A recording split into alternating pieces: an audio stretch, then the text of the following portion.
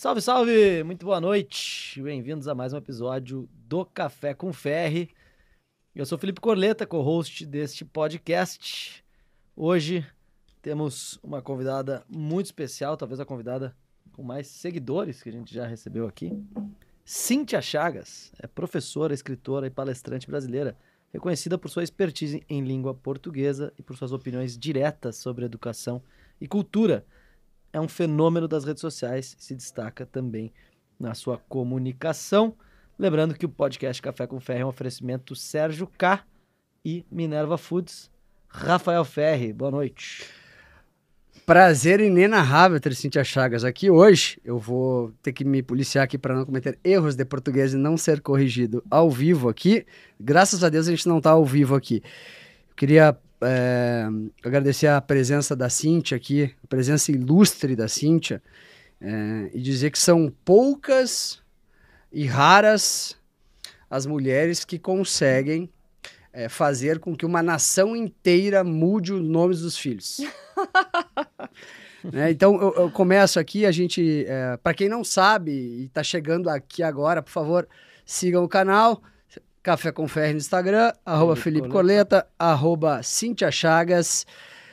Esse é o podcast dos formadores de opinião. Ou seja, se você é alguém relevante, aqui você assiste. Os outros, nenhum grande banqueiro assiste nenhum podcast. Esse aqui todos os banqueiros assistem, nenhum político assiste os outros podcasts. Aqui todos assistem. Essa é a diferença. Se você é uma pessoa relevante, então você está no podcast. Ainda não é o líder, mas em 2 anos nós teremos o maior podcast do Brasil. As visualizações estão caminhando mas vamos lá. Cíntia, obrigado demais pela tua presença. Eu queria que tu começasse contando... Todo mundo já conhece a tua história, mas a gente sempre dá uma introdução, né? Ontem teve um convidado que falou assim, dá uma introdução rápida. Ele falou, eu vou fazer uma introdução rápida. Ficou meia hora falando. Eu falei, eu tive que fazer assim, ó. Então, te apresento, conta um pouco dessa história que eu acho que é inspiração para muita gente hoje. Bem, quem agradece sou eu pela oportunidade. E eu sou formada em letras pela UFMG, sempre trabalhei em pré-vestibulares, fui demitida 10 vezes pelo meu jeito peculiar de ser, e até que eu abri o meu, era um cursinho pré-vestibular do tamanho do seu estúdio, em que eu colocava 14, 15 alunos que queriam tentar medicina. Obviamente, esse feito, eu cheguei a ponto de ter 14 turmas. Esse feito ocorreu porque eu criei um nome na minha cidade, em Belo Horizonte, um nome atrelado à aprovação de alunos que iam tentar medicina. Então, com isso, eu montei esse cursinho, e no estilo aula de inglês de Number One, CCAA, dessas escolas. E depois eu cismei que eu queria ser famosa, eu sempre quis ser famosa. Quando a minha mãe me perguntava o que você quer ser quando você crescer, eu falava sempre rica e famosa e apontava para a TV e dizia que lá eu estaria. Então, para ser rica e famosa, eu entrei no Instagram em 2015 e o meu objetivo em janeiro de 2015 era ir ao Danilo Gentili. Eu tinha 1.000 seguidores, 800 seguidores, sei lá. E eu me lembro de ter comprado um sapato, um Louboutin de $1.027, duro, muito duro. E coloquei aquele sapato no meu criado mudo ao lado de um terço, e era o sapato de ir ao Danilo Gentili. Comecei a produzir vídeos, na época o Instagram não tinha stories, eu sou do Snapchat. Comecei a criar vídeos no estilo Ruth e Raquel, as gêmeas, em que um editor de vídeos me filmava de um lado, e depois do outro lado, um no papel da mãe da menina, da amiga da menina, do namorado da menina, assim, eu me vestia de homem, de tudo, e no outro papel eu interpretava a minha personagem, a Duda, que era uma menina politicamente incorreta, que corrigia as pessoas, chamando-as de burras, de imbecis e de idiotas. E com esse meu personagem, na época o feed tinha 15 segundos, eu achava que o Danilo ia me chamar. Na minha ingenuidade de 2015, eu acreditava que em um belo dia o Danilo estaria vendo o feed dele e ele me veria e falaria, como ela é maravilhosa, ela precisa vir e não vir, ela precisa vir ao meu programa. E tanto fiz o vídeo, na mesma época eu fazia os aulões na balada, em que eu pegava essas 14 turmas e reunia em baladas para me divertir, na verdade.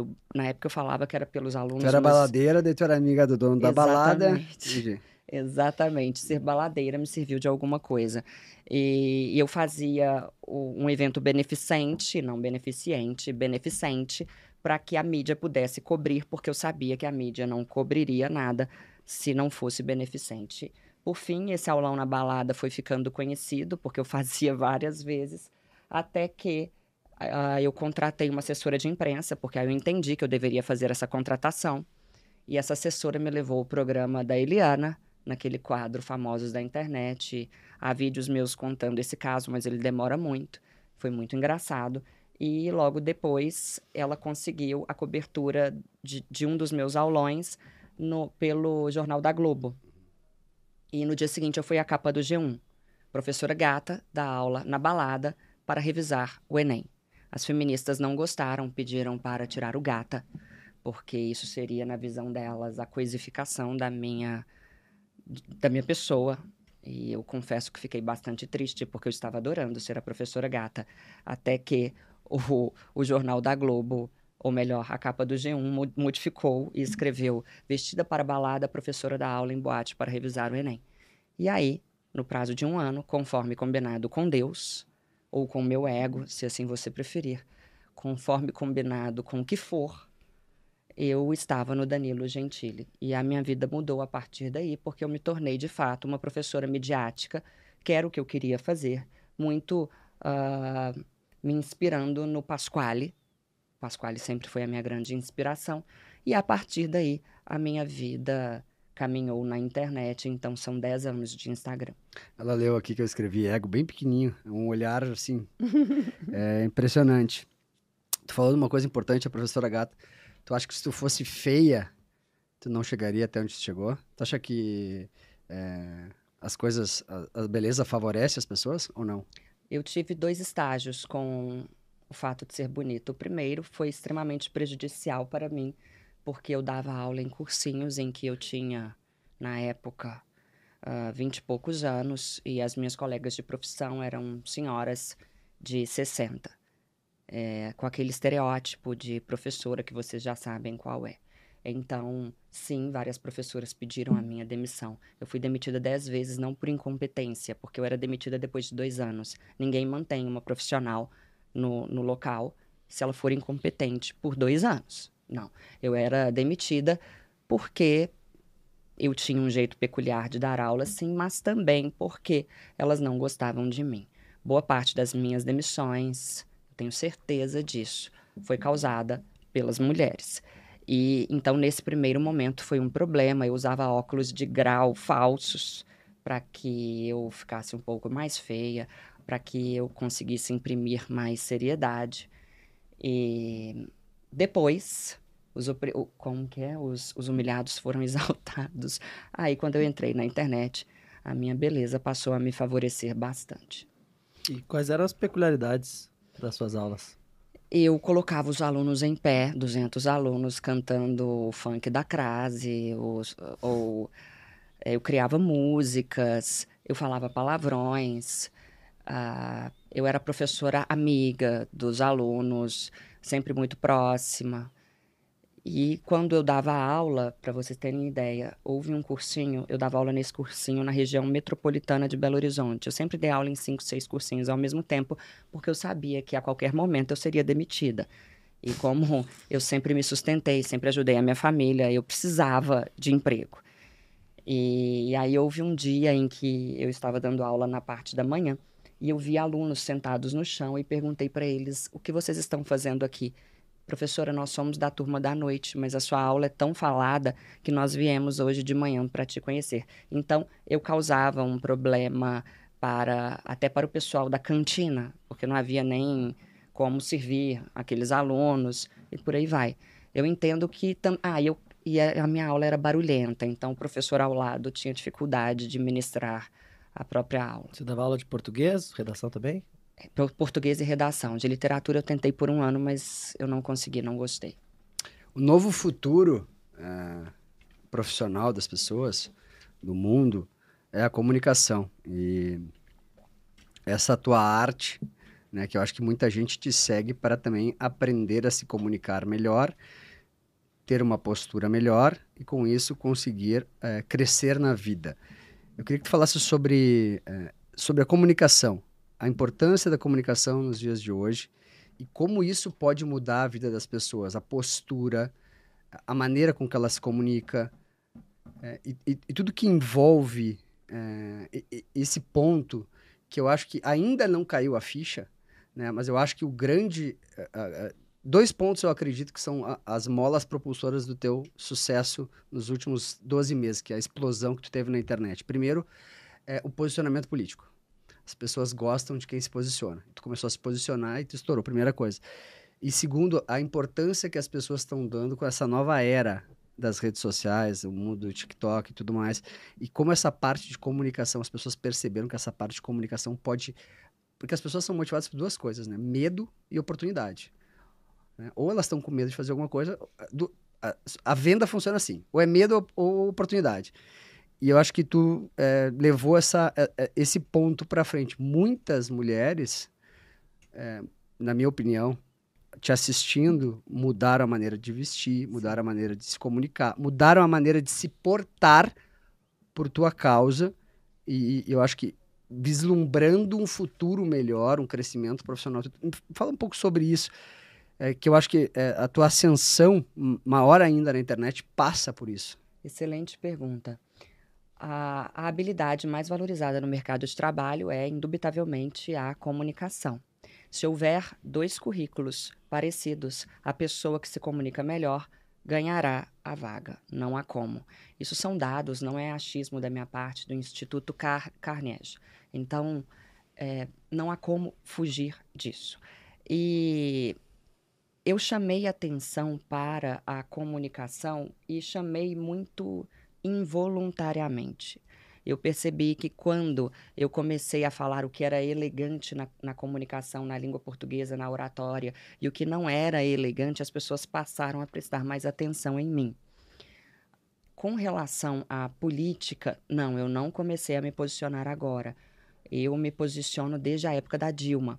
O meu primeiro, na época, não chamávamos de cancelamento, mas de linchamento virtual.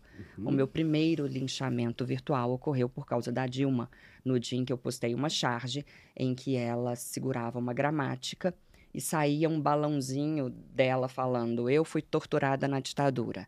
Aí um balãozinho da gramática falando, eu também fui torturada, mas por você. Eu postei isso e postei uma série de erros de português da Dilma na legenda e foi uma coisa muito pesada. Eu costumo dizer que hoje em dia eu dou conta de qualquer coisa na internet, porque o que eu passei lá atrás, quando não se falava de linchamento virtual, de cancelamento, foi algo bastante... É pesado mesmo, essa é a palavra. Por que a maioria das esquerdistas são feias?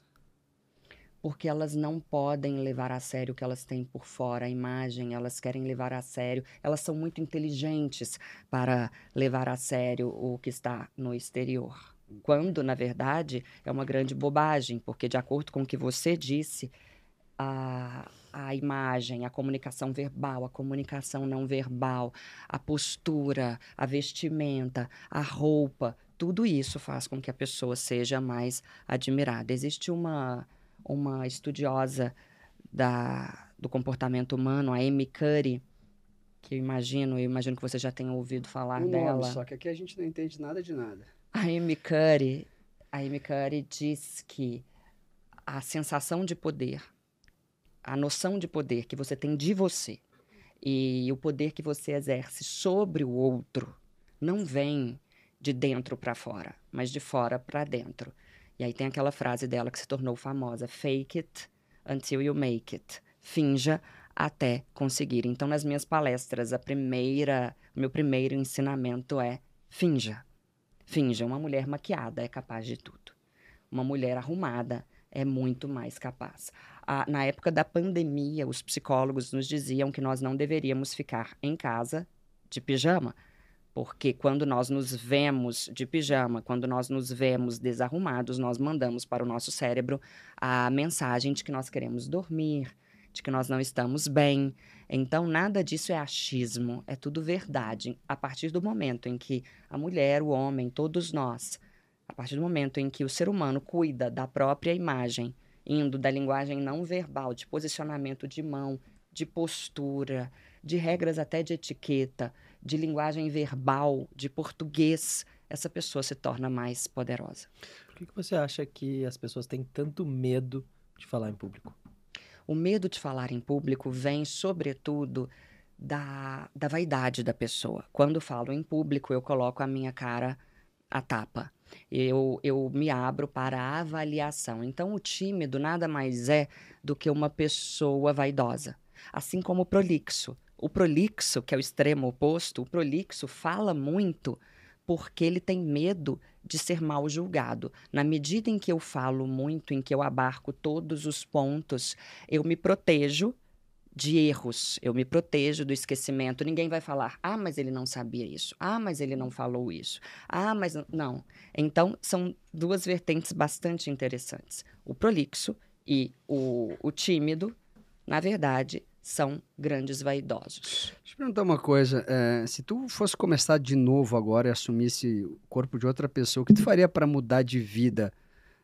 Porque eu acho que tem um monte de gente que te assiste, te acompanha, que quer dar um passo da prosperidade. O que tu faria para mudar de vida? Eu queria te fazer uma... Tu acredita realmente nas coisas, nas tuas metas, assim? É um negócio de energia, que é uma coisa que eu acredito bastante. A pessoa tem energia. Tu acha que quem acredita realmente alcança ou não? Duas perguntas na mesa. Qual foi a primeira? O que tu faria para mudar de vida hoje, se tu assumisse o corpo da Emily? Eu investiria na comunicação, porque as pessoas investem muito em conhecimento técnico. Então, o médico, eu atendo muitos médicos, o médico investe nos cursos que ele faz em Miami, vai dissecar defunto, e vai isso, e vai aquilo e tal. Mas, para que eu contrate um médico, eu preciso confiar nele. E a confiança vem, mais uma vez, da postura. Eu investiria em comunicação. E a outra pergunta, qual era, perdão? Quem acredita alcança? Nem sempre, claro que não. Isso é uma balela. Não. Apenas acreditar não fará com que a pessoa chegue lá. Ela precisa acreditar e tomar todas as iniciativas possíveis, cabíveis e até aquelas que não parecem tão alcançáveis. Eu acredito que o Woody Allen fala muito isso, que é a persistência, é a continuidade, é o dia a dia, que é isso que fará com que a pessoa alcance. A gente tem no Brasil um novo grande fenômeno da comunicação, gostem ou não gostem, que é o Pablo Marçal. E ele tem uma comunicação bastante particular, Sim. Muitas vezes deselegante, grosseiro e tal. Eu queria saber o que você acha da comunicação dele, por que você acha que ele conseguiu alçar esse patamar de, inclusive, sem rádio, sem TV, hoje está à frente nas pesquisas para a prefeitura da principal cidade do país. O Pablo Marçal é um dos maiores exemplos que eu já vi do que nós chamamos de comunicação assertiva. As pessoas acham que comunicação assertiva é a comunicação correta. É a comunicação certa. Ele foi muito assertivo. Eu concordei com tudo que ele falou. Ele só falou coisas certas. Não. A comunicação assertiva é aquela que é eficaz, que vai ao ponto, que produz efeito. Então, é óbvio que há momentos em que eu concordo com ele, todo mundo. É óbvio que há momentos em que as pessoas não concordam com ele. Tudo bem. Mas ninguém pode negar, ninguém pode refutar a assertividade da comunicação dele. Ele sempre acaba alcançando o que ele deseja, e isso é bastante louvável. Vamos falar um pouco sobre ego. Tu atingiu aí um nível de sucesso grande, né? E eu tenho certeza que agora tu tá ganhando dinheiro, né? Tu é uma mulher rica. E como é que tu acha que... Como é que se lida com o ego? Porque, às vezes, né? Até ontem à noite eu mandei uma mensagem pro Pablo Marçal, falei, cara, isso aqui não dá. Ele fez né? Quando tu sempre comete excessos, né?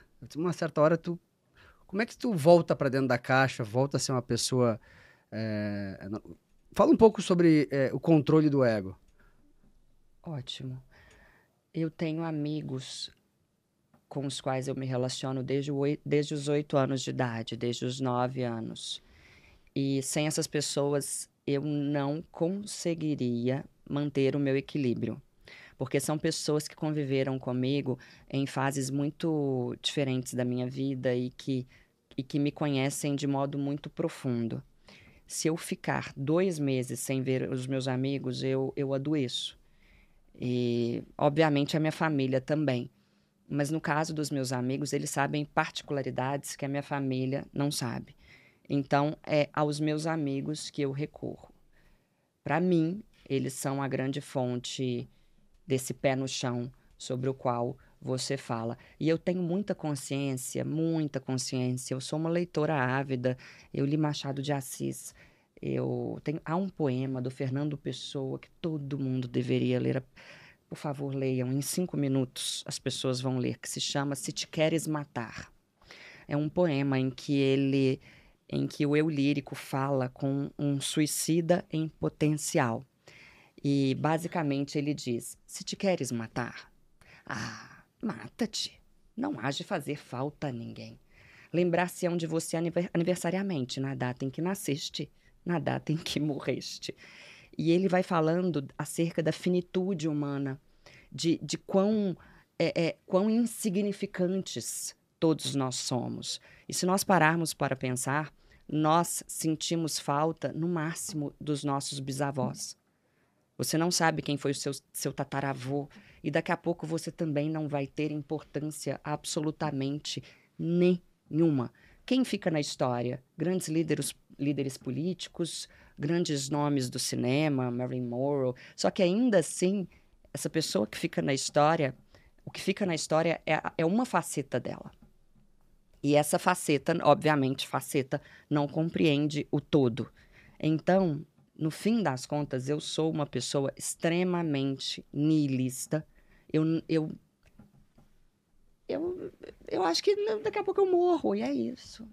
E até lá eu quero ficar rica, bem rica, magra, famosa, entendeu? Linda.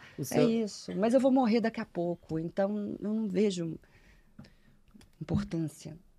As pessoas me acham arrogante, mas se elas soubessem que eu penso que, de fato, eu não tenho importância absolutamente nenhuma para a humanidade e para nada, e que falam o meu nome agora e daqui a pouco ninguém vai falar mais, e vai chegar uma hora também que eu estarei cansada, e assim como eu estou substituindo o Pasquale, outra pessoa vai me substituir, e é isso, eu quero viajar, entendeu? Mas os seus maiores sonhos, eles estão relacionados ao seu próprio sucesso ou ao possível impacto que você tenha ensinando melhor a língua portuguesa para as pessoas, por exemplo?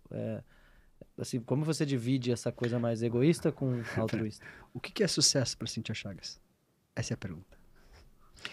O meu sucesso está relacionado ao alcance do que eu sempre almejei, como menina pobre que estudava em colégio de gente rica. Pobre, eu digo assim... Mais pobre que os colegas. A minha família pagava o colégio mais caro, um dos mais caros de Belo Horizonte, e pagava cursinho de inglês caro para mim. Só que o nosso dinheiro não sobrava para absolutamente nada.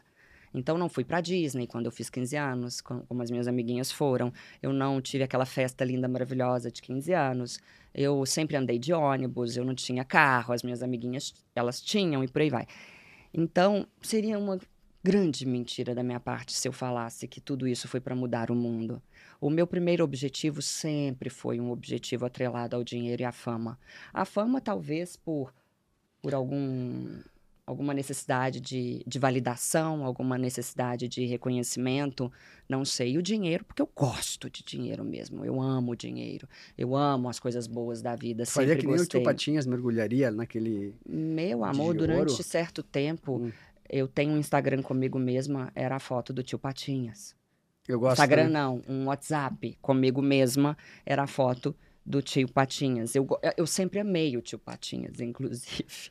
Agora, completando, o mundo me surpreendeu, porque o Brasil me surpreendeu, os fatos me surpreenderam, porque as pessoas falam que eu transformo a vida delas. E esse nunca foi o meu objetivo. O meu objetivo sempre foi voltado para mim.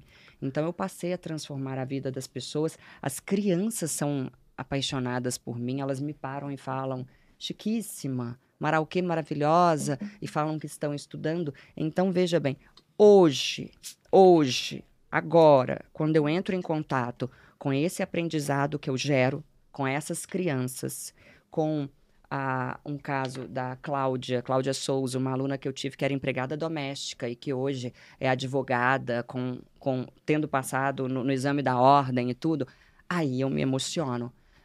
Entendem? Foi uma consequência da minha ambição. Sabe que esse aqui é um podcast que entrevista políticos, economia e negócios. Sim. Né? E eu acho que tu não tem noção ainda, mas eu vou te falar que eu acho que tu pode se transformar numa peça importante na política nacional. Dado que, não sei quantos por cento dos teus seguidores são mulheres, mas deve ser 90%, e as mulheres, elas têm muita influência na família, nas decisões familiares, né? Nos filhos, né? Essa coisa toda. E elas te escutam muito, né? Então, tu com 10 milhões de seguidores, com teu Instagram deve bater 20, 30 milhões de pessoas alcançadas, tu tem um poder, hoje, que talvez nenhuma mulher tenha, de influenciar famílias politicamente e ajudar a mudar o rumo do Brasil. Tu acha que a Cíntia Chagas não pode ser senadora? Seria uma baita senadora para o Belo Horizonte. Nunca, jamais, em tempo absolutamente nenhum da minha vida, eu entrarei na política. Cíntia Chagas, senadora? Jamais. Imagina sentada naquela mesa lá com o palhaço Tiririca, Exatamente. o Tandy do vôlei, o anão do orçamento, sei lá, aquela selva, e tu lá no meio. Sabe por que eu nunca estarei na política? Ainda que me façam convites para ser deputada sempre que as eleições chegam. Porque eu sou uma pessoa de alma livre. Eu sou livre. Eu não vou me submeter a absolutamente nada que um partido diga que eu deva fazer ou não fazer. Tu acha que o poder corrompe? Com certeza. Tu prefere dinheiro ou poder? Dinheiro. Muito bom. Vamos lá. Tu acha que... Por que as pessoas só emagrecem depois da separação? Eu vi que tu emagreceu. Por que elas não emagrecem antes da separação? Olha, eu acho que ser magro deveria ser uma condição humana, porque é muito melhor ser magro do que ser gordo. Aliás, já que eu tenho essa influência que você disse que eu tenho um conselho maravilhoso para as pessoas, que é o seguinte: para não ser gorda, não engorde. Eu tenho uma calça jeans que eu mantenho há mais de 10 anos comigo. Quando essa calça jeans começa a ficar justa, eu imediatamente fecho a minha boca. Não que eu coma muito, eu gosto de vinho, e vinho incha. Então, eu imediatamente fecho a minha boca. Para não ser gorda, não engorde. É muito simples.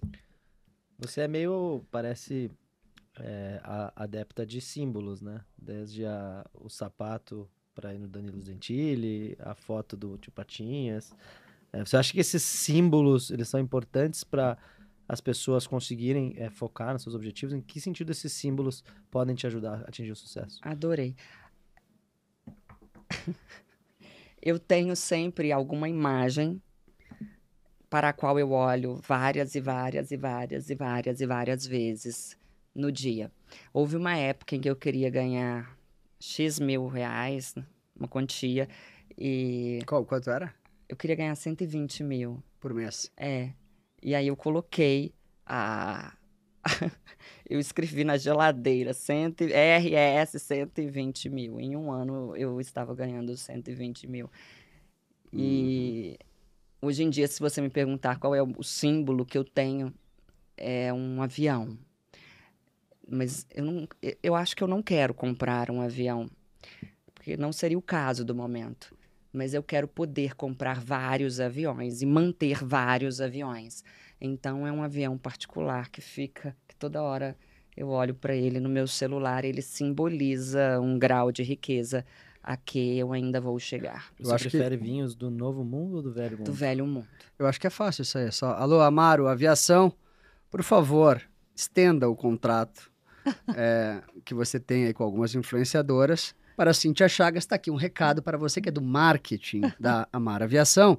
Cíntia Chagas quer ter um jatinho à disposição e para vocês vai sair barato, hein? Viu? Eu já dou a deixa aqui, já podemos até fazer o gancho lá. Como mudar a educação do Brasil? Com a educação de base. Com a educação de base, indubitavelmente. A gente vê um investimento forte no ensino superior, quando, na verdade, esse investimento forte deveria ocorrer na educação de base. Mas isso é por razões políticas, né? Exatamente, exatamente. E também, eu imagino que seja também por uma manipulação desses professores, para que esses professores continuem fazendo coro ao que eles já fazem. Então, eu entendo que a educação de base é fundamental. E que haja mais pessoas como eu, professores que, de fato, inspirem as pessoas, que façam com que as pessoas mudem. Nós precisamos mudar os heróis dessas crianças. Não dá para a heroína dela ser uma cantora de funk que anda pelada e desce até o chão. Tu acha que os artistas brasileiros, eles apoiam a esquerda porque eles ganham recursos da Lei Roubanet? Bem, eu imagino que sim, mas eu sou muito leiga para falar desse assunto com propriedade. Eu não tenho propriedade nenhuma para falar disso, mas eu imagino que sim, porque a defesa que eles fazem da esquerda é visceral e quase cega. Eu não consigo acreditar que tudo aquilo seja por ideologia apenas. Ideologia, eu quero uma para viver, né? A gente teve esse ano, o Brasil e a comunicação brasileira vive um luto esse ano por conta da morte do Silvio Santos. Com esse gancho eu queria te perguntar o que você achava do Silvio e o que você acha da atual geração de apresentadores que está na televisão brasileira. Eu me identifico muito com uma fala do Silvio Santos, que é a de que ele não queria ser apresentador. A de que ele não queria ser dono de televisão. Que ele queria ser animador de palco. E que para ser animador de palco, ele teve de comprar uma emissora. E eu me identifico com isso porque eu vejo que, tanto no caso dele como no meu caso, existe um amor quase que incompreensível pela plateia. Lembrando que plateia não tem mais acento. Pela plateia. Absolutamente não há, na história da minha vida, não há momento mais feliz e gratificante para mim do que o momento em que eu estou diante de um público vasto, 5.000 pessoas, 4.000 pessoas. Eu tenho um prazer muito considerável em improvisar com a plateia. As minhas palestras são praticamente um stand-up comedy. Eu sei o que eu tenho de falar, é óbvio, mas o mais gostoso é eu perguntar o nome de alguém, a pessoa responder, eu fazer uma piada, a pessoa rir. E as minhas piadas são voltadas para a oratória e para a língua portuguesa, ou seja, é edificante. Então, quando você me pergunta do Silvio, baseada nisso, o que eu te digo é, eu consegui enxergar o grande amor dele. Então, quando eu, pelo menos, falo de amor, é a plateia. Isso aqui não é do fundo do meu coração mesmo, é a plateia. E o que mais que você perguntou? O que você acha da atual geração de apresentadores da televisão brasileira? Tem alguém que se destaca, alguém que você lembra? É terrível, porque eles estão retirando pessoas que se destacaram nas redes sociais e geralmente esse destaque não é um destaque Tu acha que é por causa da bunda rebolante? É única e exclusivamente por causa do engajamento. Eles querem eles querem se aproveitar do engajamento que ocorre nas redes sociais. Aí eles colocam lá uma influenciadora e essa influenciadora não nasceu para estar ali. Ela não tem um preparo verdadeiro para estar ali. Eu gostava muito da Hebe Camargo. Como eu gostava da Hebe, eu gostava muito do Jô Soares. E se você me perguntar qual é o meu sonho de infância, eu falei isso no Raul Gil, quando eu fui lá tirar o chapéu, o meu sonho sempre foi ser a Hebe. Ou uma mistura também de Marília Gabriela, mas Marília Gabriela não tinha plateia, e eu gosto mesmo é da Não, plateia. mas a Maria Gabriela é feia. Não é o teu caso. Ele que falou. Nada contra, mas... Deixa eu te perguntar da geração TikTok. A gente esteve na China agora, a gente fez uma reunião lá na sede do TikTok, em Shanghai. E lá eles me disseram que a média dos usuários no Brasil do TikTok são 70 minutos diários, 80 minutos diários para 120 milhões de usuários, 70% são mulheres, né? E essa nova geração de meninas, adolescentes, então tá aqui o teu público, tem várias filhas adolescentes. O que tu acha dessa geração que fica 3, 4 horas por dia na internet, no celular, no TikTok, que frita a cabeça dessa criançada? Como uma educadora, uma comunicadora, o que tu diria para essas mães? O que tu acha que elas têm que fazer com os filhos? O que pode ser feito para mudar um pouco? Porque tá derretendo a cabeça dessa turma toda, né? Sim. O que tu faria nessa situação se tu fosse mãe? É mais fácil, óbvio, opinar na vida dos outros, né? Muito mais fácil, né? Eu daria o exemplo. O problema é, certa vez, um pai de um aluno falou comigo: meu filho não sai da televisão. Isso antigamente. Meu filho não sai da televisão, não sei mais o que eu faço. E sabe-se lá porque eu perguntei a ele: quantos televisores há na casa do senhor? E ele me respondeu: 8. 8. Até no banheiro havia televisor. E aí eu falei: é isso. E quantos livros? Ah, sei lá, eu não leio. Então, um pai desse não vai gerar um bom fruto. A mãe que pretende ter um filho mais inteligente, mais lido, ela precisa ler, ela precisa propor leituras, ela precisa discutir sobre livros com ele, criar esse hábito. O problema é que muitas mães, muitos pais terceirizam a educação dos filhos. E eu até entendo, porque ela trabalha muito, o pai trabalha muito, ela está cansada, então é mais fácil deixar a criança ali com o celular, que a criança dará sossego. Mas esse é um péssimo caminho. De 1960 para cá, o QI médio da sociedade diminuiu muito. E diminuiu pela falta de vocábulos. Tá abaixo do macaco, né? O número de palavras que nós temos diminuiu consideravelmente. E por que isso abala o QI? Porque a partir do momento em que eu não detenho uma quantidade lexical para me expressar, uma quantidade razoável de palavras, eu não consigo elaborar pensamentos mais sofisticados. Isso vale não somente para as palavras, mas também para o conhecimento gramatical. Se eu não souber usar determinadas conjugações verbais, eu não vou conseguir expressar o que eu preciso expressar. Então, veja que interessante. Isso diminui o QI da população. Você fala línguas estrangeiras? Falo inglês, mas ando precisando melhorar. Estou perdendo meu Você falaria em inglês. público com o seu inglês? Como é que você... Não. Ele vai querer te entrevistar em inglês, não cai nesse truque aí. Deixa eu te perguntar uma coisa. Não, Eu vi que tu é fã do Fernando Pelé, eu chamei ele aqui para ele entrar de vídeo com a gente, daqui a pouco ele responde. Fala um pouco dos teus cursos, que eu identifiquei aqui uma oportunidade de negócio bem grande com o teu business aí. Quais são os cursos que tu tem, que tu comercializa na internet e o que eles abrangem? Porque eu até falei pra Emily fazer o teu curso, né, Emily? Tu comprou? Ainda não. Comprei. Ajudar, né, a família. Fala sobre os teus cursos e o que eles abordam.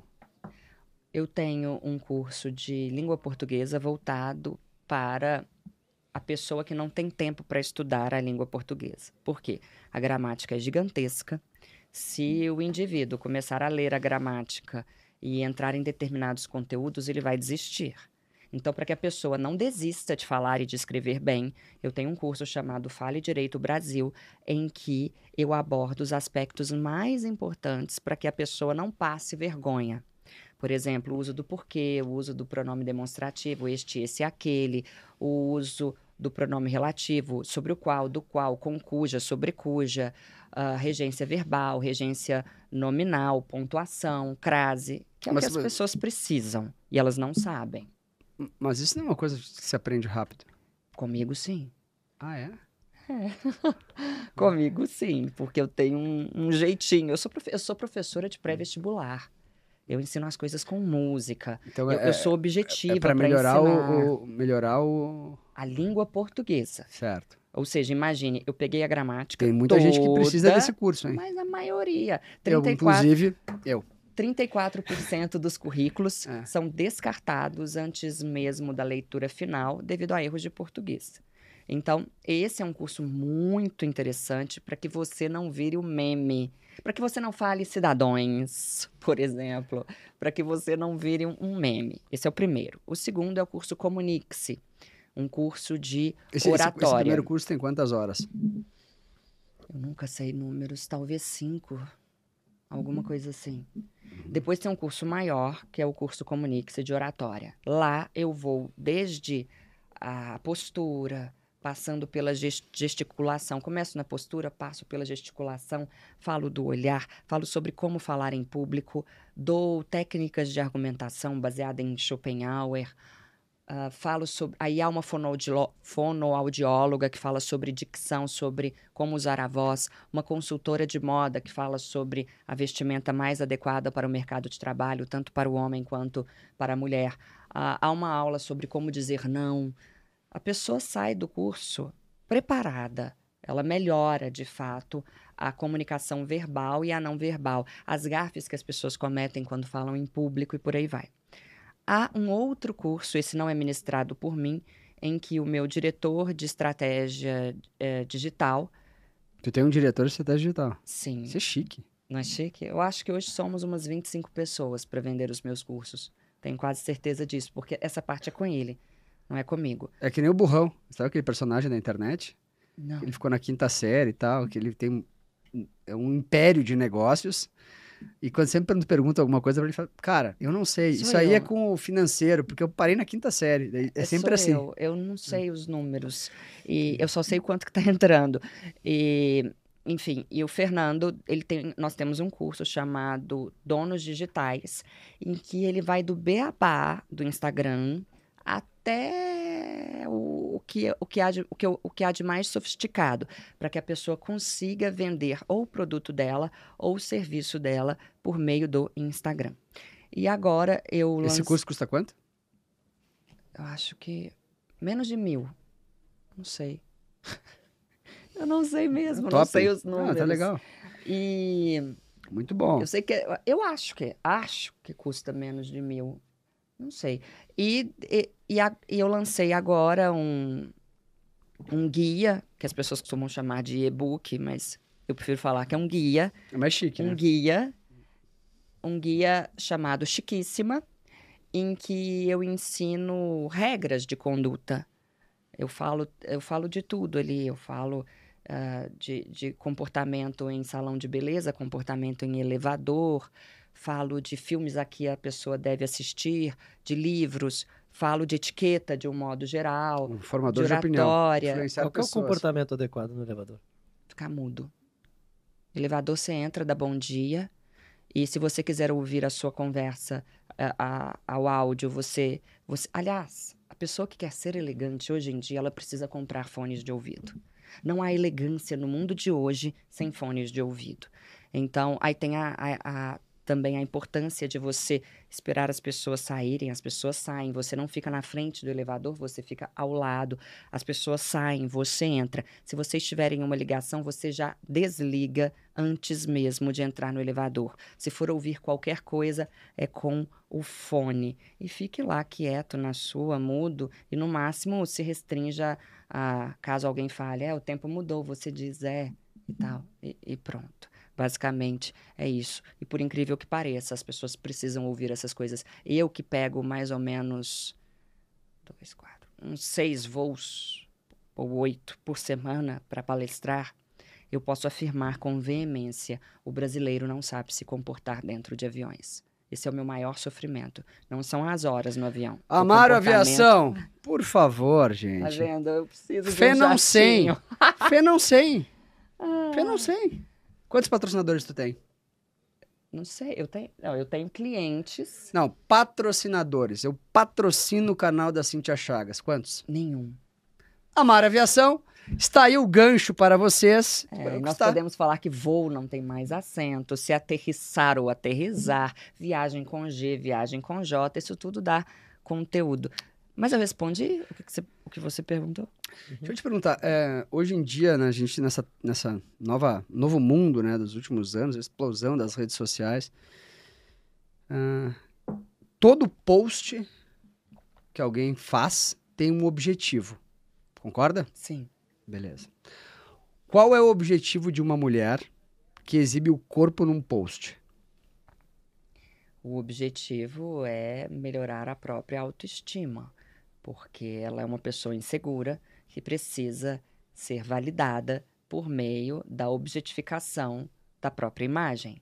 Então, no íntimo dela, o que ela quer é que alguém diga com palminhas, com o olhinho com coração, com o emoji que for, ou linda, maravilhosa, com adjetivos do tipo. No íntimo dela, o que ela quer é a validação de que ela ainda é desejável.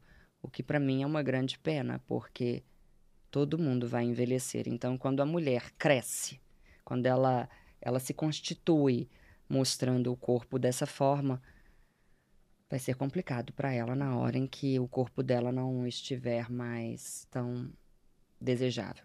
Qual que é o sotaque mais bonito do Brasil? É o meu, pô.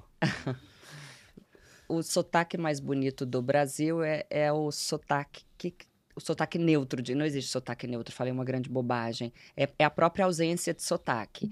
O ideal seria que todos nós falássemos como William Bonner, porque ali existe uma neutralidade. E por que esse seria o ideal? Porque assim você não suscita no outro objeções. A forma como William Bonner fala é uma forma... William Bonner, a Fátima, essas pessoas que foram treinadas para isso, não suscita aquele... Porque, por exemplo, é muito comum a pessoa do Sul não gosta do sotaque da pessoa do Nordeste. Em São Paulo, ai, credo, mineiro, que come o fim da palavra, e por aí vai. Então, quando você tenta neutralizar, você inibe uma crítica que a pessoa possa fazer internamente sobre você. Mas isso você tá falando sobre o mais correto. Qual que você acha o mais bonito?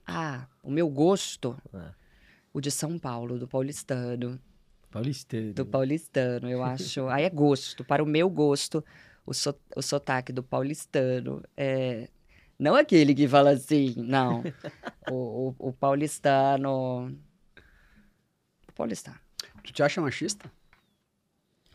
Se eu me acho machista, eu entendo que eu, de certa forma, corroboro a minha criação.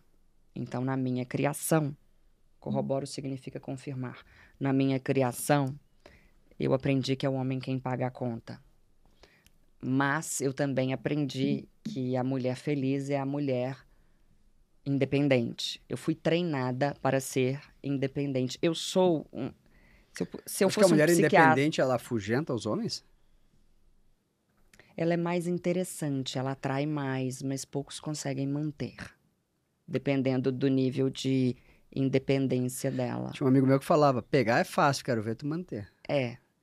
Não que pegar seja fácil, necessariamente, mas a mulher independente é muito mais atraente do que a mulher que não é... Você entendeu, né? A mulher independente é muito mais atraente, é uma mulher que gera curiosidade, é uma mulher... Enfim, você entendeu. Agora, com relação a mim, se eu fosse o meu psiquiatra, eu diria o seguinte sobre mim. Acho que tu está criando uma geração de mulheres machistas no Brasil? Não, eu estou criando uma geração de mulheres autônomas, porém femininas.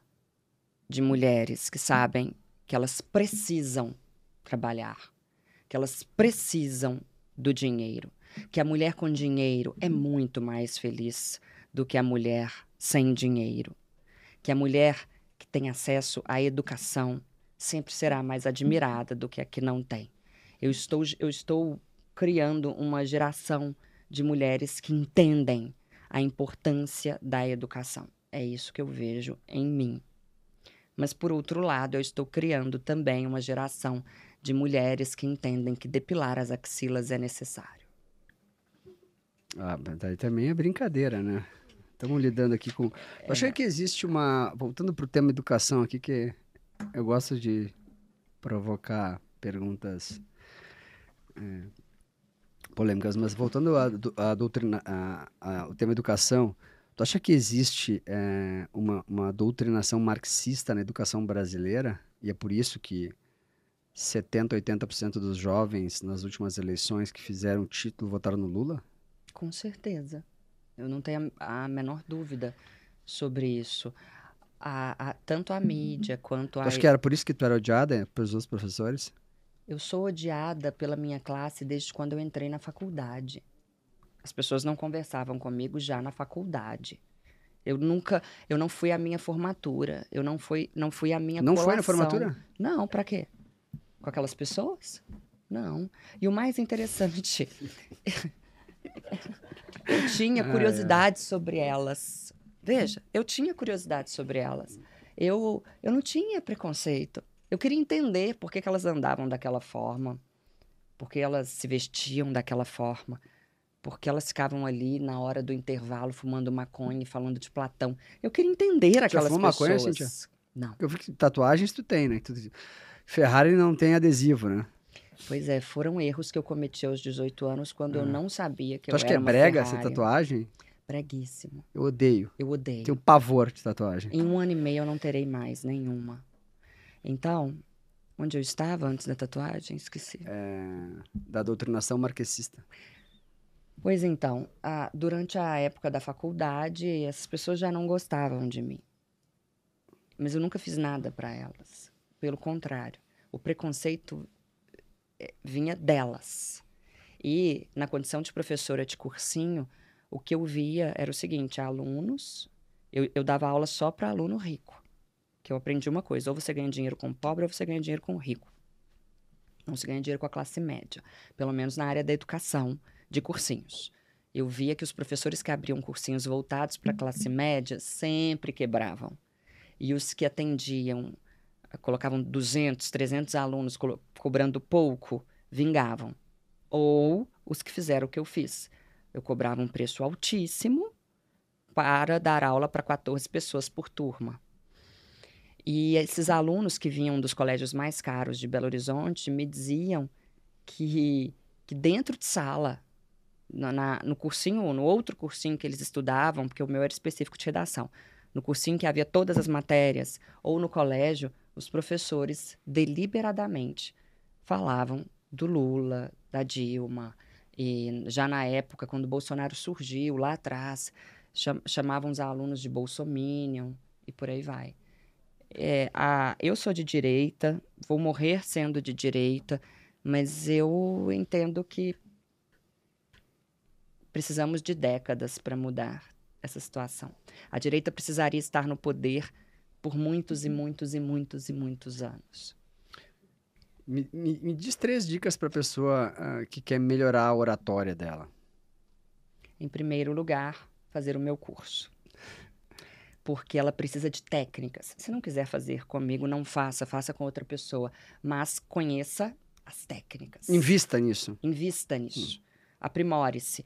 E vocês podem ler livros. Os livros do professor Polito são maravilhosos. Eu li quase todos. Quais são as dicas de livros aí, então? Mas eu não sei de cor os nomes. Minha memória, não sei. Mas os do Polito são maravilhosos. Só que existe um caminho em que você encurta quando você faz cursos. Então, primeira coisa, faça o meu curso. A segunda coisa, fale em público, treine. Não adianta deter as técnicas de oratória e não treinar. É preciso treinar, é preciso dar a cara à tapa. E a terceira coisa, que na verdade deveria ser a primeira, saiba o motivo pelo qual você está investindo nisso. Porque eu investi em oratória porque eu queria ser o cursinho mais caro de Belo Horizonte. E eu me transformei no cursinho mais caro de Belo Horizonte. Eu investi em oratória porque eu sabia que eu precisaria aprender a vender o meu peixe. Eu precisaria ser boa em argumentação. Porque existe uma diferença interessante. A pessoa pode nascer eloquente, mas ela não necessariamente terá uma boa oratória. Oratória requer técnica. Quem é a pessoa mais inteligente que você já conheceu? Não é a que eu conheci. É a que um dia eu gostaria muito de conhecer. Mas Não, tem que ser a que tu conheceu. que eu conheci. É. Que tu conheceu. Que difícil essa pergunta. Ela é. Me veio à mente o Woody Allen. Nelson Rodrigues. Mas eu não conheci.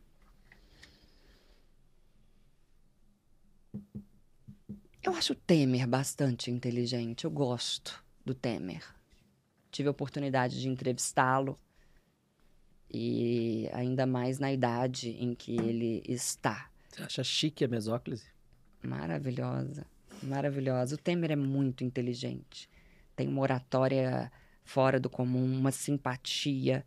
Foi um dos meus melhores entrevistados, com certeza. E olha que eu entrevistei pessoas bastante persuasivas e interessantes. Você é uma pessoa religiosa? Eu falo com Deus todo dia, eu me considero católica, aquela católica que foi batizada na igreja católica e fez primeira comunhão e sei lá o que, sei lá o que, sei lá o que. Mas eu sou muito amiga do Padre Fábio. Muito, muito, muito. Inclusive foi ele que fez o prefácio do livro que eu daria a vocês. E o Padre Fábio me fala uma coisa muito interessante que eu levo para a vida. Deixa eu achar a foto dele aqui. Este aqui é o irmão que a vida me deu. Eu devo muito a ele. Aliás, quase tudo. E ele me disse recentemente algo, me relembrou disso. Cíntia, o Deus, a fé, o ser religioso, a manifestação do catolicismo, do que Deus prega, digamos assim, do que Deus prega, vem em honrar pai e mãe, e eu honro, vem em fazer o bem às pessoas, e eu sou uma pessoa que transforma a vida de quem... Eu quero que todo mundo fique rico, magro, próspero, feliz. Se eu vejo um amigo que está ganhando mal, eu falo, mas espera aí, calma, a gente precisa fazer alguma coisa. Eu sou aquela que se mete na vida dos amigos para que eles prosperem. São poucos amigos, né? Poucos. Aliás, quase todas as amizades que eu fiz depois que eu fiquei conhecida foram amizades que me traíram, inclusive. Então, o que ele fala, o Padre Fábio? Amar a Deus sobre todas as coisas, honrar pai e mãe e usar a própria vida para ser a mola propulsora da edificação da vida alheia. Essa tríade é a tríade que compõe a pessoa que, de fato, está em dia com Deus. Então, eu me vejo como uma pessoa que está em dia com Deus muito mais do que determinadas beatas por aí. Sabe que te assistindo aqui parece um pouco outra pessoa diferente dos podcasts que eu assisti. Mas vamos... Eu mudei muito. Vamos dar um próximo passo. Deixa eu te perguntar uma coisa sobre o teu sonho grande. Eu até tive uma ideia para tu ganhar 30 milhões por ano, que depois eu vou te falar em off. Mas qual o sonho grande da Cíntia Chagas? Ir pra televisão lá no SBT, ter um programa para Patrícia Bravanel ficar com ciúmes de ti, te expulsar, que nem ela fez com a Eliana. Qual o sonho grande da Cíntia Chagas? Não sei mais, porque o meu grande sonho era a TV. E aí o SBT me chamou para participar daquele programa matinal, Chega Mais. Foi o SBT que entrou em contato comigo, eu não fui bater lá, toque, toque, toque. E eles me ofereceram um quadro. Foi o Pelégio? Não, o Pelégio já havia saído. Eles me ofereceram um quadro e me disseram, a alta cúpula do SBT quer você no SBT. Eu fiquei muito envaidecida, porque era meu sonho de criança. E o combinado entre mim e o diretor do programa foi o seguinte: eu daria a eles todas as minhas quartas-feiras, por volta de 11 horas. Eu precisaria estar disponível das 11 até mais ou menos 1h30 da tarde, às quartas-feiras. Eu bloqueei a minha agenda de palestras, são aproximadamente 14 palestras por semana, o que, inclusive, digamos assim, me deu um prejuízo, porque eu participei, qual que é o nome daquele que é um teste? Do piloto. Participei do piloto. Participei do piloto desse programa, do Chega Mais, que está no ar, e participei do primeiro ao vivo. Primeiro, ou segundo, ou terceiro, sei lá. E o diretor disse que eu fui brilhante, ele usou o seguinte adjetivo para mim: perfeita. Você foi perfeita. Não foi Pelégio? Não. O diretor do programa. O Pelégio era diretor do SBT, se eu não me engano, de criação. Vice-presidente artístico. Isso. E aí o diretor desse programa falou que eu havia sido perfeita e eu fiquei feliz na minha participação. Eles não chegaram a criar o quadro, falaram que estava tudo muito corrido, mas que por enquanto era só para eu ir, que depois eles criariam um quadro específico para mim. E aí, logo depois, alguma estagiária me falou que eu não precisava mais voltar, sendo que eu havia dado a eles as minhas quartas-feiras. Então, eu tive um prejuízo com isso e nenhuma explicação. Tive que tapar aqui o que eu ia escrever, porque tu lê daí, né? E aí ela já vai saber. E nenhuma explicação. Logo... Eu acho que foi ciúmes das filhas do Silvio Santos contigo? Não, acho que foi ciúme de outra pessoa. Mas eu não posso falar aqui. Pô, fala aí pra gente fazer uma polêmica, claro um corte. Não, imagina, vou ser processada. Não. Mas pra mim foi isso, porque se o diretor disse que eu fui perfeita, o que houve nesse meio tempo? Alguém não me quis lá. E aí, com isso, eu entendi que talvez o meu sonho seja um sonho muito 1990, que talvez não caiba mais. Financeiramente, nem me interessa. Eu ganho muito mais com as minhas palestras, com as propagandas que eu faço, com os meus cursos digitais. Mas é porque, conforme eu falei, eu gosto. Mas então, era a TV, depois dessa, não é mais. Eu acho que eu não tenho mais nada a ver com a TV. E então não tenho exatamente um grande sonho no momento. Boa pergunta, hein? Não tenho. Filhos? Jamais. Isso é frase provocativa que ela disse que não quer ter filhos. Não, nunca quis. Nunca quis. E todo mundo Tu sabe. acha que não é uma tristeza ter uma Cintiazinha, a gente não poder multiplicar esse bichinho? Tu acha que não é uma tristeza? Já tem várias Cintiazinhas. Meus filhos são os meus seguidores. Essas crianças todas que me seguem. E eu não tenho essa coisa narcisística de eu preciso me ver em outra pessoa. Para quê? Eu olho no espelho. E com relação a alguém para cuidar de mim, filho não é garantia de absolutamente nada. Então... Zero, isso sim, concordo contigo. Dinheiro, você tem dinheiro, coloca alguém da sua confiança, algum amigo fiel para resolver a questão. Não, eu não queria para o Big Brother, sob hipótese absolutamente nenhuma. Eu preferiria a fome, a pobreza artistas, extrema. Casa dos artistas. Prefiro cair de bota. Muito menos, muito menos. Eu não nasci para aquilo. De férias com esse.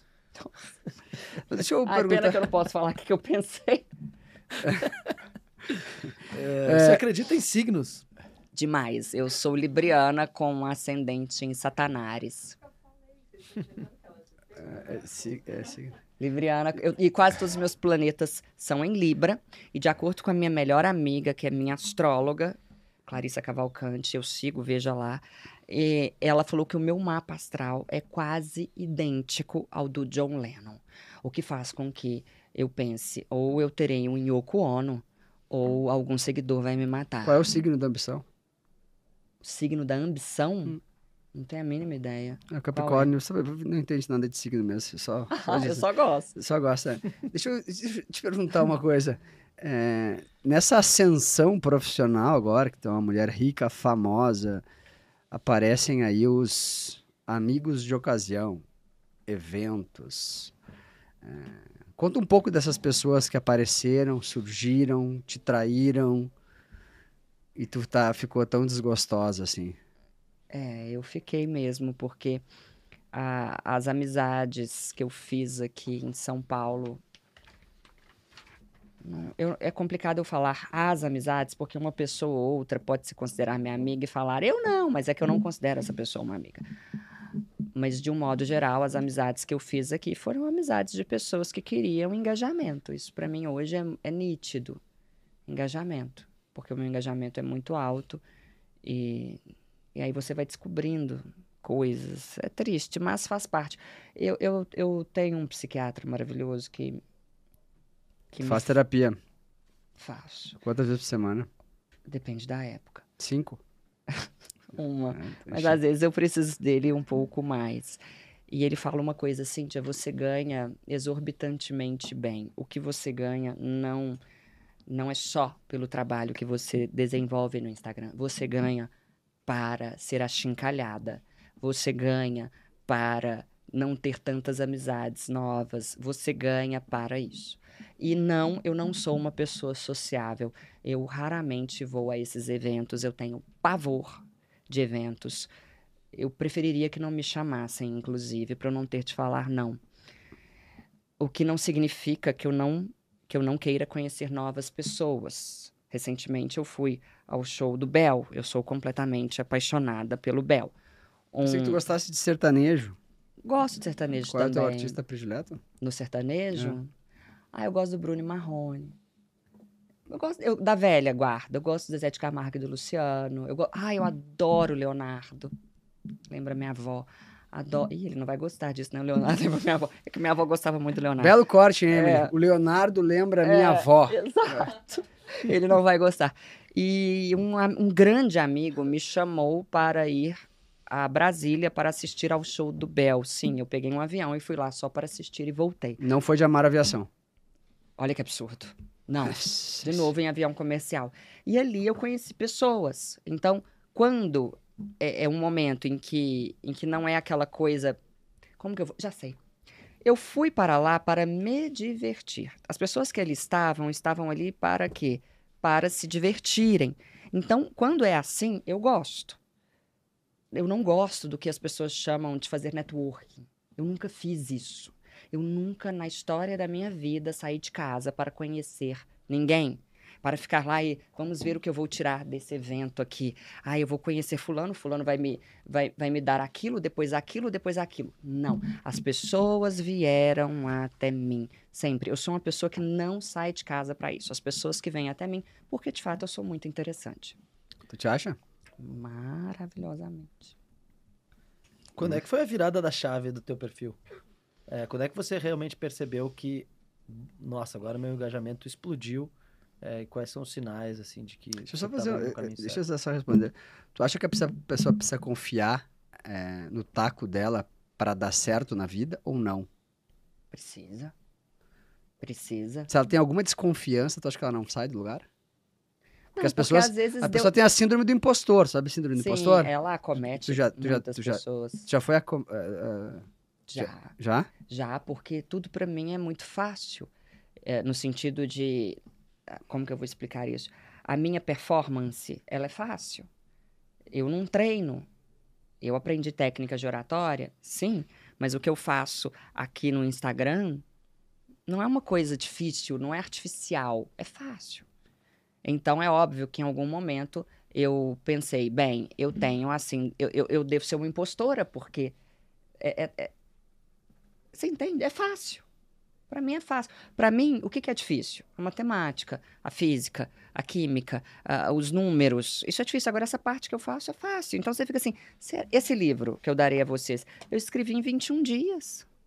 Ele não sai, ele é sempre. Pode olhar agora. Talvez, né, eu dê azar, mas 365 dias no ano.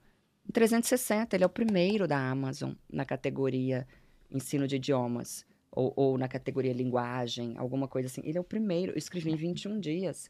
E mais da metade alcoolizada. Escrevi em casa. Foi muito interessante. Tu bebe sozinha? Muito. Adoro. Eu me inspirei naqueles escritores da época do romantismo, que morriam de tuberculose, sabe? Na época eu fumava, não fumo mais, graças a Deus. Então eu digitava, fumava e tomava o meu vinho, que ele é autobiográfico, tudo que tá aqui é verdade. E aí eu chorava, e ligava pra minha mãe. Mãe, eu te odeio. Mãe, eu te amo. E ligava pras pessoas e tal, toda emotiva escrevendo o livro. Eu senti, Como foi parar de fumar? Foi difícil? Você usou medicamentos? Não, foi muito interessante. Eu havia sofrido um problema, eu fui roubada, digamos assim, eu fui roubada, me vi numa situação muito complicada financeiramente.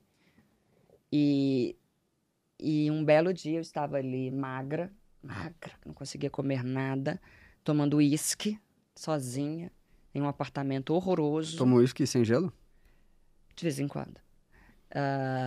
Em um apartamento horroroso, magra, fumando. Fumando igual mulher desquitada. Em Belo Horizonte nós temos essa expressão. Fulana fuma igual mulher desquitada. Acende um na guimba do outro. Fumando. Eu não sei o que houve. Foi mágico. De repente, sabe quando você vê a cena de fora? Eu me enxerguei. Eu enxerguei ali a imagem de uma mulher que havia fracassado, que havia sido enganada, roubada, fumando. Eu falei, mas qual vai ser meu fim? Vai ser esse?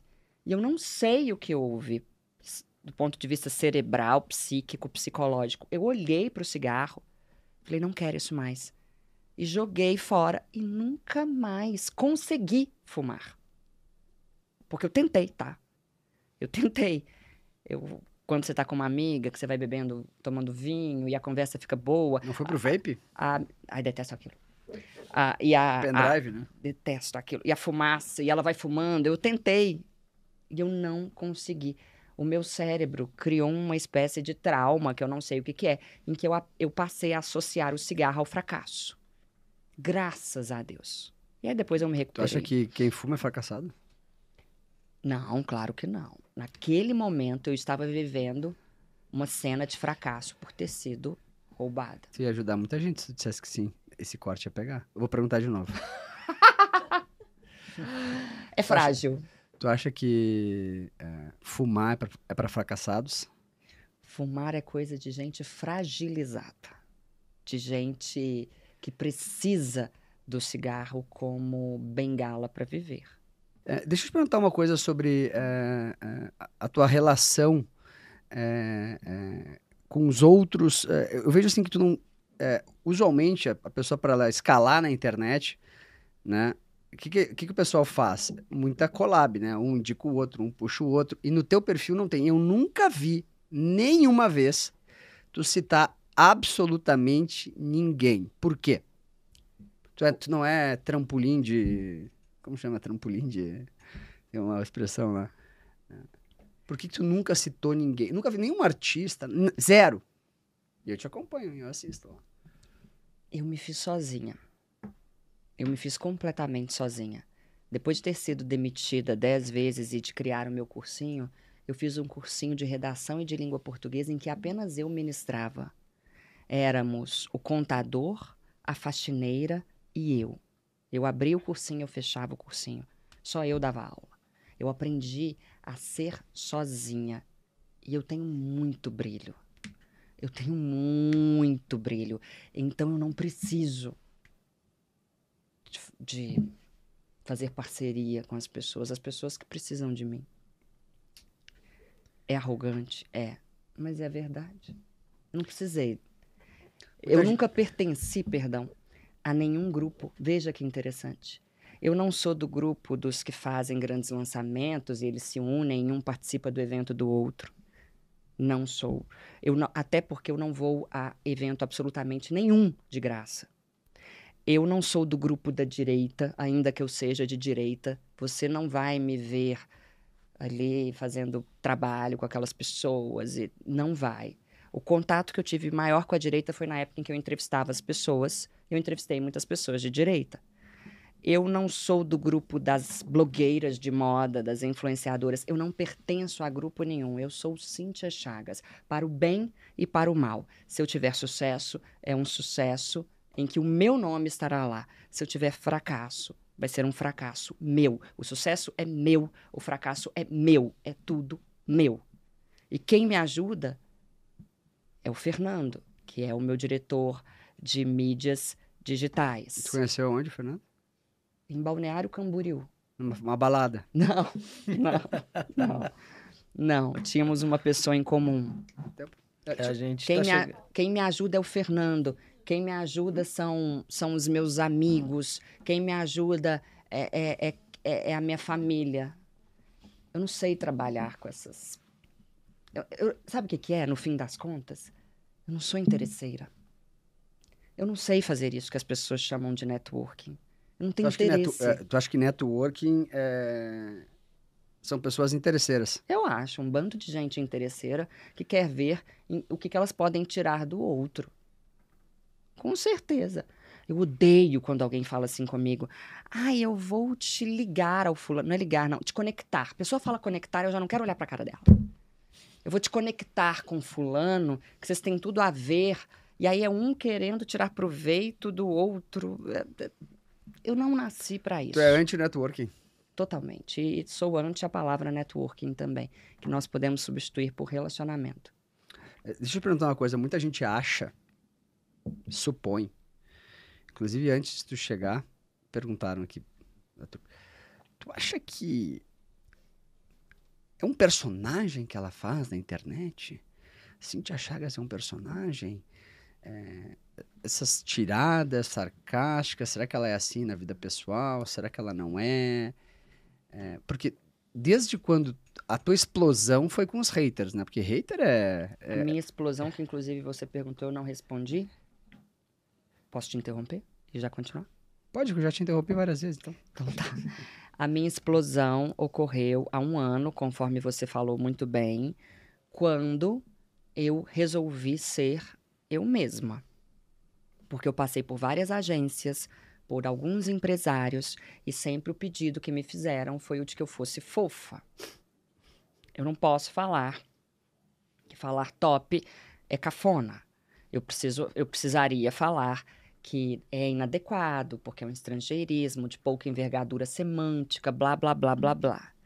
E houve um momento da minha vida em que eu estava com tanta raiva, mas com tanta raiva, mas com tanta raiva de uma pessoa, uma dona de uma agência que havia me prometido mundos e fundos se eu me comportasse como manda a cartilha do bom mocismo, que eu fiz um primeiro story de caixinha respondendo desse jeito. Eu respondo. Que é um jeito que quando eu estou entre os meus, sai, principalmente se eu beber.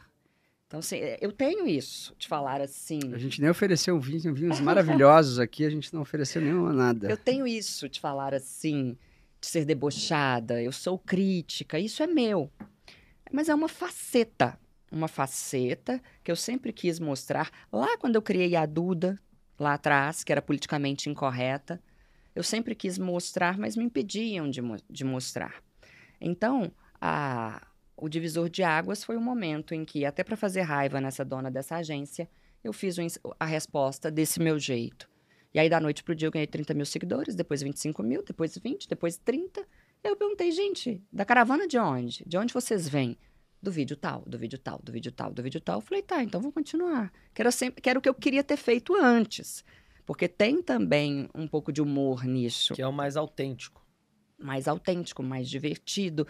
E eu sempre fui essa pessoa que divide opiniões, desde a época do colégio. Ou me amava ou me odiava. E aí a pergunta, você é um personagem? Quando eu penso na palavra personagem, eu penso numa criação. Numa criação de trejeitos. Como que o ator cria? Como a Débora Seco criou a Bruna Surfistinha? Havia ali, e ela mesma fala que ela estudou muito e foi criando o jeito. Eu não criei nada. Então, quando se pensa em personagem, se pensa em criação.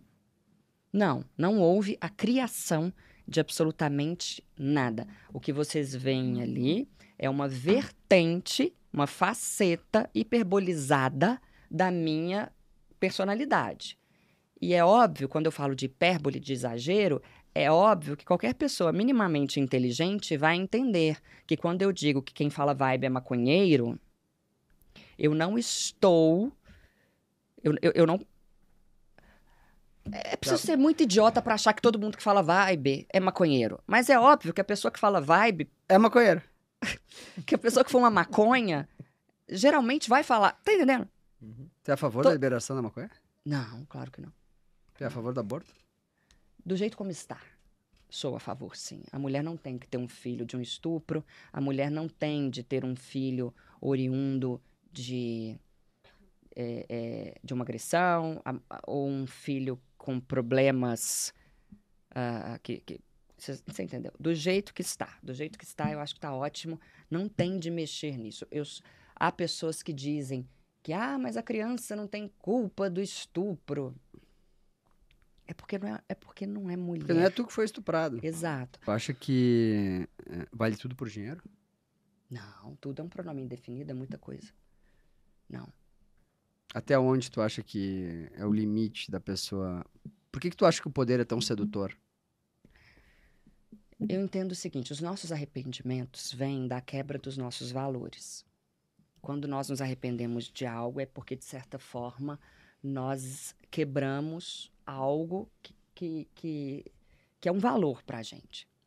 E quando a pessoa está diante de situações de poder, ela vai se acostumando com aquele poder e ela vai querendo sempre mais, sempre mais, sempre mais.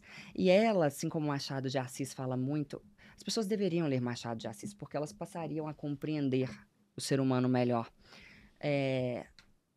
Elas vão se enxergando com uma proporção muito maior do que a proporção real delas. Elas começam a acreditar que elas podem tudo. E é igual dinheiro. Com dinheiro, eu não vejo tanto problema, desde que ele seja adquirido de modo legal, justo, honesto, correto, e desde que ele também sirva para edificar a vida de quem está à sua volta, que é o que eu faço. Tu faz o quê? Eu pago diversos planos de saúde de várias pessoas. Eu tento fazer a minha parte em relação a quem está próximo de mim. O que eu posso. Bentinho traiu o Capitu? Olha, Bentinho era um porre. Você quer saber a verdade? Ele era um chato de galocha que com certeza mereceu, mas ninguém sabe, né? Existe dissertação de mestrado sobre isso. Já com o poder, não. O poder é muito pior do que o dinheiro. Porque o poder dá ao ser humano uma sensação de endeusamento. Ele se vê como um deus. Tu, depois que tu ficou famosa, tu criou uma barreira, porque tu devia ser muito, né, assediada e tudo. Agora, famosa, ninguém chega nem perto. Ainda mais com esse coque. Você tá falando de homem? É. Agora tá certo. Aí que você se engana, né? Poucos têm coragem. Cíntia Chagas, um fenômeno de comunicação no Brasil, no Café com Ferre. Por favor, sigam o canal. Melhor entrevista que ela deu na vida. E olha que eu assisti várias. Eu adorei. A gente... Para vocês. Sou Péssimo em Português é o livro que ela trouxe pra mim, não sei porquê. O Coleta é Talvez bem seja- melhor em português do que eu. Talvez seja porque tu põe espaço antes da pontuação. no Ele WhatsApp. se irrita com isso. Não sei porquê. Eu também não sei porque que eu coloco. A gente tem presentes dos patrocinadores aqui. A Amaro Aviação tá aqui. Agora que eu fiquei sabendo que ela não tem nenhum patrocinador. Tá vendo? Que tristeza. A gente tem um presente da Sérgio K, nosso querido patrocinador aqui. São perfumes, porque não tem roupa masculina. Não tem feminina. Obrigada. E um kit para churrasco que também alguém... por favor, se você é um candidato a assar um churrasco para Cíntia Chagas, mande uma DM para ela, porque a gente vai pegar o presente e as cartas. Pega aí o presente da Obrigada. Minerva Foods. Você que quer assar um churrasco para Cíntia Chagas, mande na DM.